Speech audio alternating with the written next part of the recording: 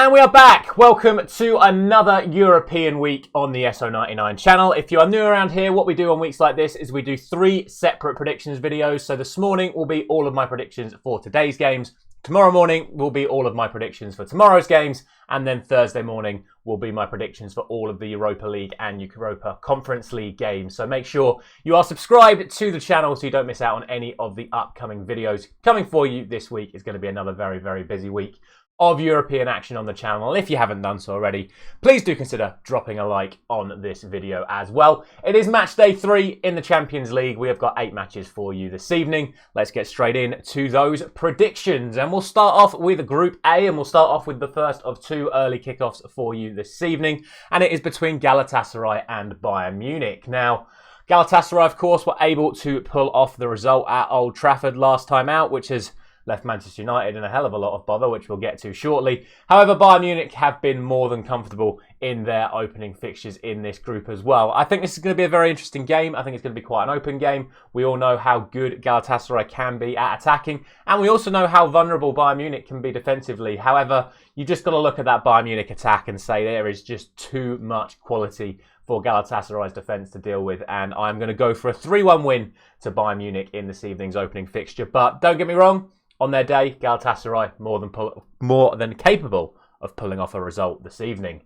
In the later game in Group A, it is, of course, Manchester United, as I wear my Manchester United shirt, taking on FC Copenhagen in what is, quite frankly, the most must-win game for a while for Manchester United. There is absolutely no excuses in this one. We simply have to win, or we're pretty much out 3 games into the Champions League season. It's obviously going to be another very emotional night, as it's the first game at Old Trafford since the passing of Bobby Charlton. So there is absolutely no excuses this evening. I'm expecting a good performance from the players. I know Copenhagen are a good team. I know that they can cause problems. Just look at how many problems they did actually cause Bayern Munich in the last game in match day 2. But I'm going to go for 2-0 United. I'm backing us to get a clean sheet tonight. I just think this is the night where we will get it sorted. We'll get the organisation right.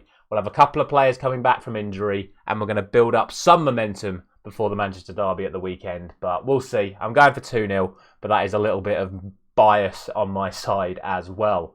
On to Group B, and we start with Lens taking on PSV Eindhoven. Now, this is a very interesting one because Lens had made an absolutely horrendous start to the season. However, since then, they've gone 5 games unbeaten, including beating Arsenal in match day 2. So they've really got themselves into a good position, although they have drawn their last 2 league earned games. PSV Eindhoven, on the other hand, have been absolutely smashing it in the Eredivisie, have won every single game in the Eredivisie right now. But in the Champions League, they got thrashed by Arsenal and they drew to Seville. So they're not actually in a very good spot in this position. So it just makes it a little bit harder to call. I think this is going to be a very, very tight and even game. And right now, I can't split the 2 of them. You've got to look at the results in the Champions League, and you've got to look at the results from Lens in the last couple of weeks. And with all of that put together, I'm going to go for a 1-1 draw in this one. And then for Sevilla against Arsenal, again, given the fact that Arsenal lost to Lens in the last game, given the fact that they were absolutely god-awful against Chelsea at the weekend until Pochettino took off the players that were dominating the midfield for Chelsea and let Arsenal back into it, and given the fact that Sevilla have just got a 1-1 draw at home to Real Madrid, there's a lot in favour of Sevilla in this game, and I'm not fully confident that Arsenal are going to pull off a result tonight, and I'm sure Arsenal fans will let me know in the comments like they did when I said that Chelsea were going to beat them.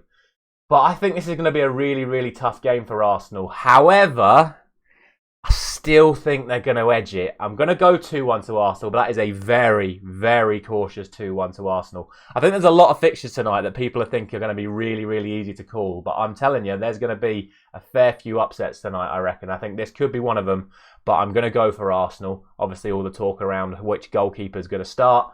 But for me, it's going to be an Arsenal win, but a very, very narrow Arsenal win. Speaking of Sevilla, we now move on to Group C, and we've come up with their opponents from the weekend, which was, of course, Real Madrid. And as we just mentioned, Real Madrid drew 1-1 away at Sevilla at the weekend. So this is not going to be the easiest of games for them, especially when you consider the fact that Braga won away at Union Berlin in match day 2. Now, we'll get on to Union Berlin in a moment, and then you'll probably realise that it wasn't maybe the greatest achievement from Braga to win against Berlin, but who knows? We could see another upset in this one. I don't think we will see one, because I think Real Madrid do have too much quality for Braga, but they're a very well organised team. They don't tend to concede too many goals, and we know Real Madrid do have one or two mistakes in them, but again, I think this is one where you just have to go for Real Madrid. I'm going to go 3-1. Like I said, I think it's going to be an open game. I think both teams will score, but in the end, there'll just be too much quality from the Real Madrid side for Braga to deal with. Now we move on to Union Berlin and Napoli. And the reason why I said that maybe Braga's win away at Union Berlin is not quite as grand as what it may seem is because Union Berlin have lost their last 8 games in a row. And that is in all competitions, in the Bundesliga, in the German Cup, and in the Champions League.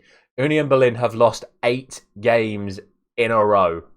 So they now come up against Napoli, the Italian champions, one of the best teams in Europe, with some of the most talented players in Europe.